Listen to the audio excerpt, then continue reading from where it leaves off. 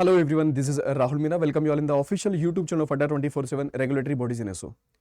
So दोस्तों आज का वीडियो काफ़ी ज़्यादा इंपॉर्टेंट है उन बच्चों के लिए जो सेबी ग्रेड ए की प्रिपरेशन स्टार्ट कर चुके हैं या फिर करने वाले हैं, क्योंकि काफ़ी सारी ऐसी मिस्टेक्स हैं जो हम प्रिपरेशन के दौरान करते हैं जो हमें अवॉइड करना चाहिए, और उन चीज़ों को हम किस तरह से अवॉइड कर सकते हैं वो भी हम लोग इस वीडियो में देखने वाले हैं।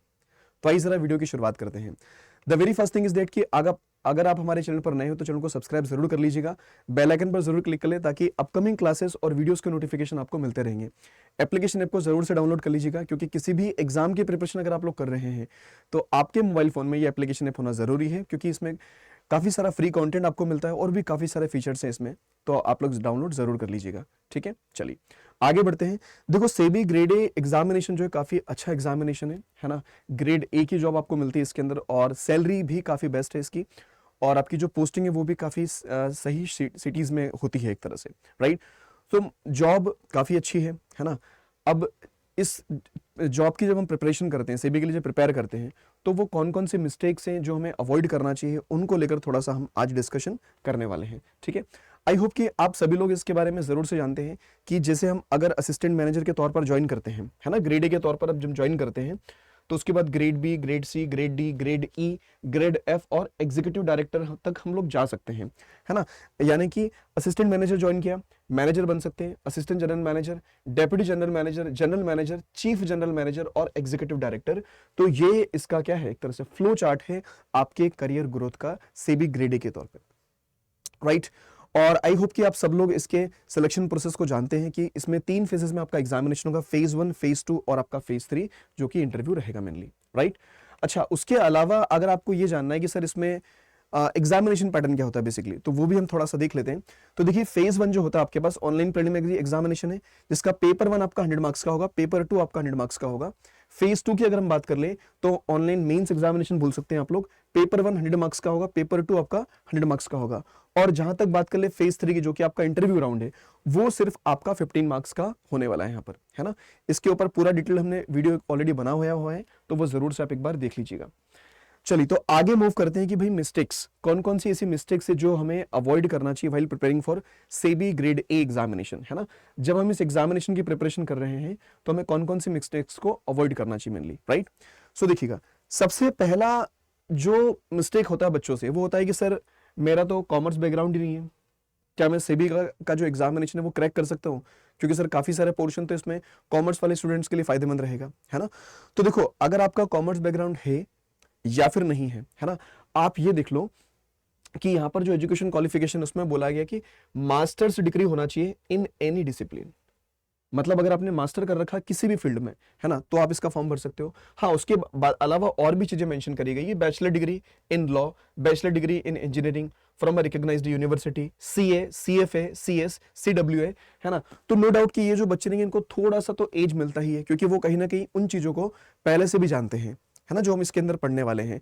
कुछ कुछ जो टर्मिनोलॉजी हमारे लिए नहीं होगी, उनके लिए थोड़ी सी पुरानी होगी। लेकिन दोस्तों एक बात हमेशा ध्यान रखो कि जब हम सिलेक्शन की अगर बात करेंगे ना, तो जो रेशियो रहता है स्टूडेंट्स का, है ना, वो आप लोग 50-50 मान सकते हो एक तरह से, है ना। 50-50 मान सकते हो कि भाई जो जिनका कॉमर्स बैकग्राउंड नहीं है वो भी बच्चे सेबी ग्रेड एग्जामिनेशन आराम से क्लियर करते हैं। काफी सारे जो इंजीनियरिंग वाले स्टूडेंट्स हैं वो आराम से इस एग्जाम को क्रैक कर देते हैं, है ना। और आप लोग भी अगर स्टडी करोगे तो आराम से चीजों को क्रैक कर सकते हो, कोई बड़ी बात नहीं इसके अंदर, है ना। तो ये मिसकंसेप्शन आप दिमाग में नहीं रहना चाहिए कि मेरा ये बैकग्राउंड नहीं तो क्या सर मैं प्रिपेयर कर सकता हूँ कि नहीं कर सकता हूँ। बिल्कुल कर सकते हो आप लोग, है ना। सेल्फ डाउट दोस्त कभी नहीं करना है।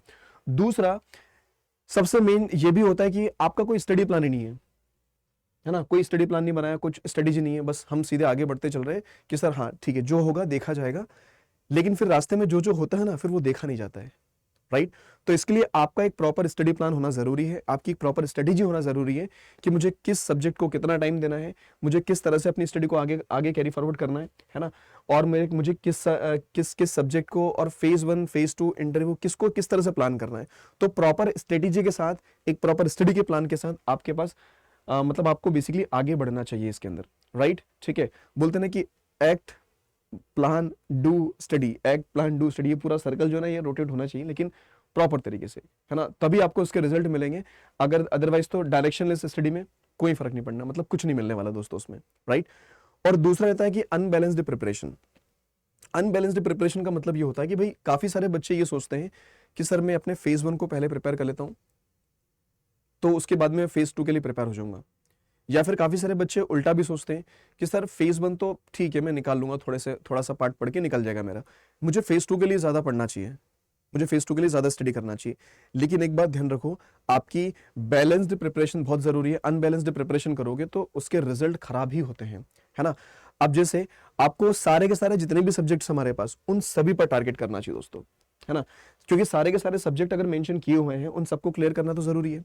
तो हमें सारे सब्जेक्ट्स के ऊपर टारगेट करना चाहिए, क्योंकि हमें कट ऑफ भी तो क्लियर करना पूरी तरह से, है ना। और इस एग्जाम को क्लियर मतलब कट ऑफ ही क्लियर नहीं करना, हमें मैक्सिमम स्कोर करना था कि सिलेक्शन के चांसेस हमारे ज्यादा बने इसके अंदर, राइट।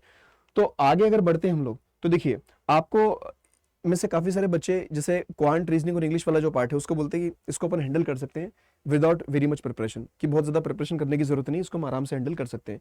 ये बच्चे बहुत गलत बात है एक तरह से। इसके अंदर आपको पढ़ना जरूरी है, बिना पढ़े कुछ नहीं होने वाला है ना। और दूसरी बात, इस क्वांट, रीजनिंग और इंग्लिश के अलावा जैसे हम यहाँ पर बात कर ले कि पेपर 2 जो होता है फेज 1 का और फेज 2 का, जनरल स्ट्रीम की बात कर रहे हैं, पेपर 2 जो होता है फेज 1 और फेज 2 का जनरल स्ट्रीम का, वो उसमें कॉमन सिलेबस है, दोनों फेजेस के लिए कॉमन सिलेबस है, राइट। तो फेज 1 के अंदर जो पढ़ोगे वो फेज 2 के अंदर भी काम आएगा आपको, राइट। तो ये ध्यान रखो आप लोग, ठीक है। तो ये आपका जैसे कि पेपर 1 अगर बात कर ले तो ऑल स्ट्रीम्स के लिए इंग्लिश डिस्क्रिप्टिव टेस्ट, है ना, ये ड्राफ्टिंग स्किल्स वाला आपके पास है, तो 100 मार्क्स का 60 मिनट्स आपको मिलेंगे। और यहाँ पर जनरल स्ट्रीम की अगर बात कर ले तो मल्टीपल चॉइस कहाँ से रहने वाले, accountancy, management, finance, costing, companies act और इकोनॉमिक्स। तो ये वाला पार्ट आपके पास रहना। ये फेज 1 हाँ और फेज 2 दोनों में रहेगा आपके पास। पेपर 2 का फेज 1 फेज 2 दोनों में रहने वाला है ये वाला पार्ट। तो इसको आप शुरुआत से प्रिपेयर करते चलो, है ना। ये मत सोचो कि फेज 1 अभी मैं पढ़ लूंगा, फेज 2 में बाद में प्रिपेयर कर लूंगा, ऐसा कुछ नहीं होता है दोस्त। साथ साथ ही आपको करना है इसको, ठीक है। अब देखो दूसरी बात ये कि हमें ये पता रहना चाहिए कि जैसे हम इस पोर्शन की अगर बात करते हैं, वैसे देखो इस पूरे पोर्शन को मिलाकर आपको 30% कट ऑफ निकालना है। इस पूरे पोर्शन को मिलाकर 30% की कट ऑफ आपको निकालनी बस, ठीक है। जिसके अंदर जनरल अवेयरनेस 20 क्वेश्चन होंगे, इंग्लिश के 20 क्वेश्चन होंगे, क्वांटिटेटिव एप्टीट्यूड के 20 क्वेश्चन होंगे, रीजनिंग के 20 क्वेश्चन होंगे। अब जो पार्ट आपका स्ट्रॉन्ग है आप उस पर कमेंट बना लो। जो भी पार्ट आपका स्ट्रॉन्ग है, मान लो कि आपका क्वांट अच्छे से बनता है तो उसमें कमेंट बना लो, है ना। जनरल अवेयरनेस अच्छा बनता है उस पर कमेंट बना लो, या फिर रीजनिंग या फिर इंग्लिश, इनको कंबाइन करके आपको 30% का कट ऑफ निकालना है 60 मिनट के अंदर, आराम से डुबेबल है, राइट। और अगर हम बात कर ले पेपर 2 की जनरल स्ट्रीम वाले पार्ट की, है ना, तो यहाँ पर देखिए जनरल स्ट्रीम का वही चीजें आपके पास देखिए, यहाँ पर commerce, accountancy, management, finance, costing, company acts, economics, है ना। ये आपका वैसा ही है जैसा फेज 2 के अंदर था, ये फेज 1 के अंदर भी आपके पास है। 50 क्वेश्चन, मैक्सिमम मार्क्स कितने, 100 मार्क्स है, राइट। तो ये पेपर 2 का रहेगा आपका जनरल स्ट्रीम का। और ओवरऑल मिलाकर आपको 40% का कट ऑफ निकालना है बेसिकली। ओवरऑल आपको 40% का कट ऑफ निकालना है, जो कि बड़े आराम से बच्चे निकाल लेते हैं, ठीक है। तो बस थोड़ा मेहनत करना जरूरी है इसके अंदर, थोड़ी सी बैलेंस्ड वे में प्रिपरेशन करोगे तो आराम से आपको इसके रिजल्ट दोस्तों मिलेंगे। एक सबसे बड़ी बात होती है बच्चों के पास कि सर मुझे ना पीडीएफ चाहिए ढेर सारी। जैसे हमारे कभी ऑनलाइन सेशंस भी होते हैं, वाईटी पर सेशंस होते हैं किसी भी फैकल्टीज के, तो कमेंट बॉक्स में देखना आप बच्चे पीडीएफ की डिमांड करते रहते हैं, सर पीडीएफ।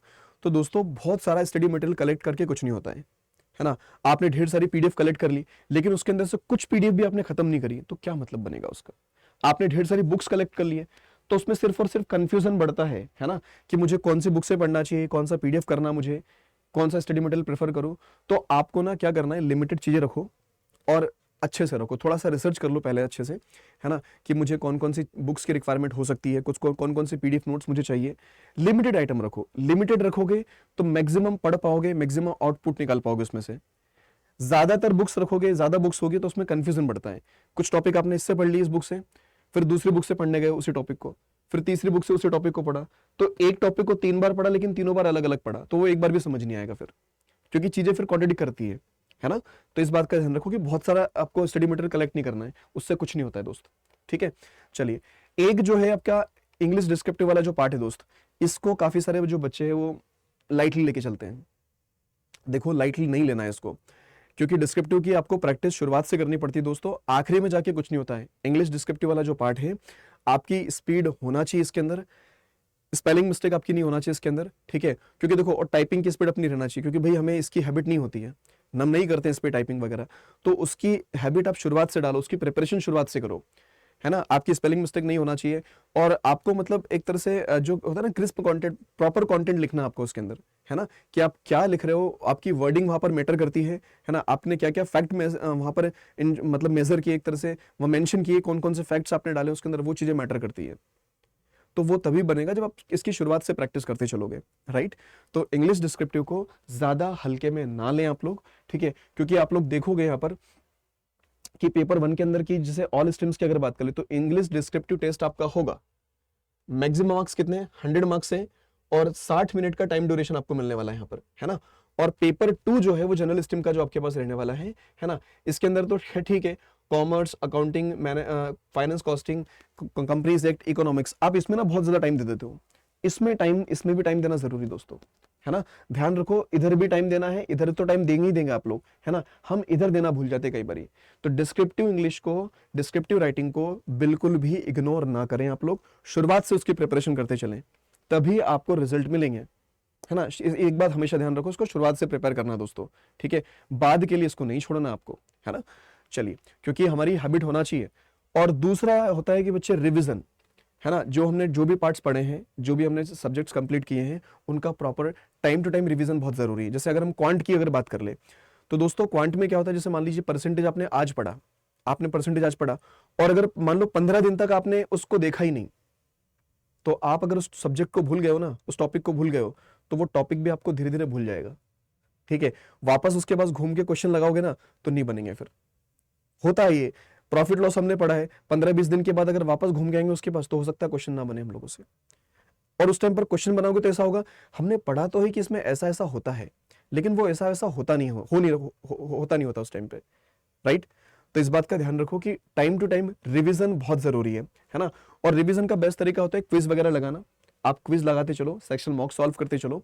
अड्डा 24/7 का जो एप्लीकेशन ऐप है, वहां पर आपको ढेरों सारी क्विज मिल जाएगी फ्री ऑफ कॉस्ट की, तो उनको लगाओ, उनसे आप लोग अपना जो रिवीजन है प्रॉपर तरीके से कर सकते हो दोस्तों, ठीक है। तो रिवीजन बहुत जरूरी है ना। आप सब्जेक्ट कंप्लीट करो, लेकिन उसको रिवाइज टाइम टू टाइम करते चलो, बहुत ज्यादा इफेक्टिव रहता है ये, ठीक है।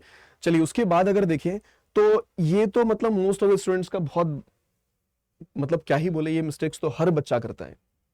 Waiting for the notification, sir notification आएगा ना तब प्रिपरेशन करेंगे, ऐसा same to same RBI grade B के साथ भी होता है।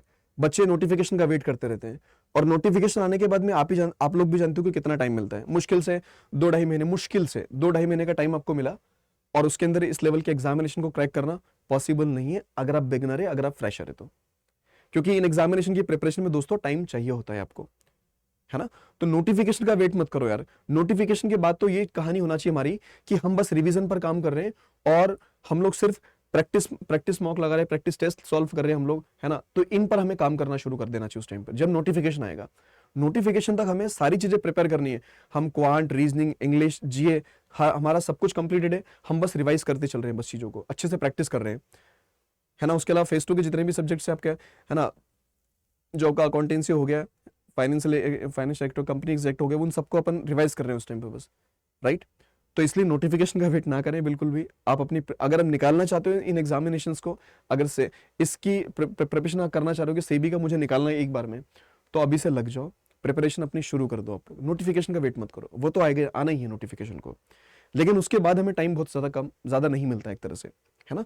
तो नोटिफिकेशन का वेट ना करें, अपनी प्रिपरेशन पर ध्यान दें आप लोग, राइट।